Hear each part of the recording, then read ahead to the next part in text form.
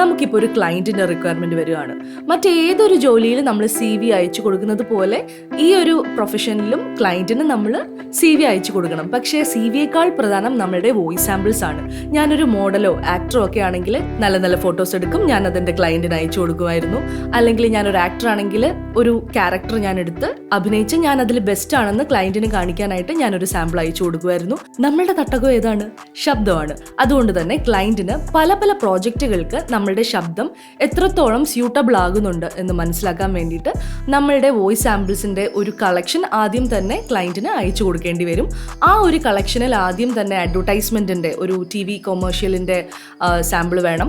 അതുപോലെ IVRകളുടെ, learning പ്രോജക്റ്റുകളുടെ, audio ബുക്കിൻ്റെ, പ്രധാനമായിട്ടും ക്യാരക്ടർ ഡബ്ബിങ്ങിൻ്റെ ഒക്കെ ഒരു സാമ്പിൾ ആ കളക്ഷനിൽ ഉണ്ടായിരിക്കണം. നമ്മുടെ രാജ്യത്തെ റിക്വയർമെൻറ്റ്സ് മാത്രമല്ല നോക്കേണ്ടത്, ഇത് ഞാൻ ചെയ്യുന്നതാണ്. നമ്മുടെ ഭാഷയാണെങ്കിലും അല്ലെങ്കിലും ഞാൻ മിക്ക സ്റ്റുഡിയോസും മെയിൽ ID കൊടുത്തിട്ടുണ്ടെങ്കിൽ നല്ലൊരു മെയിൽ ക്രിയേറ്റ് ചെയ്ത് എൻ്റെ വോയിസ് സാമ്പിൾസ് വെച്ച് ഞാൻ അയച്ചു കൊടുക്കാറുണ്ട്. കാരണം എപ്പോഴാണ് എവിടെ ആവശ്യം വരുന്നതെന്ന് നമുക്ക് പറയാൻ പറ്റത്തില്ല. എനിക്കങ്ങനെ വർക്കുകൾ കിട്ടിയിട്ടുമുണ്ട്. പിന്നെ ഒരിക്കലും നമ്മൾ പോയി ജോലി തരണേന്നോ വർക്കുകൾ തരണേന്നോ പോയി കെഞ്ചാൻ പാടില്ല. നമ്മളുടെ ഇമെയിൽ എപ്പോഴും പ്രൊഫഷണൽ ആയിരിക്കണം. എനിക്ക് എന്തൊക്കെയോ പറയണമെന്നും എൻ്റെ സ്വരത്തിൽ എന്തൊക്കെയോ ഭാവങ്ങളൊക്കെ ഉണ്ടെന്നും എനിക്ക് തോന്നാറുമുണ്ട്. ഇനി പ്രത്യേകിച്ച് പരസ്യമൊന്നും പറയാൻ എനിക്കറിയത്തില്ല കേട്ടോ.